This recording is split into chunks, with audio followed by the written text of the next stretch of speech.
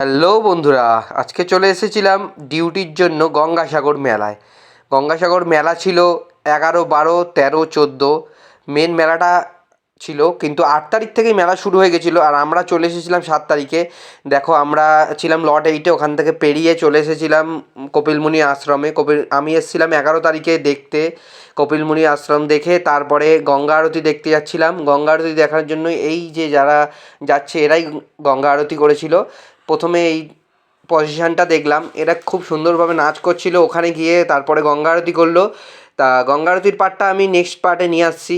দেখো, দেখতে পাচ্ছ কত সুন্দরভাবে যাচ্ছিল পজিশান করতে করতে।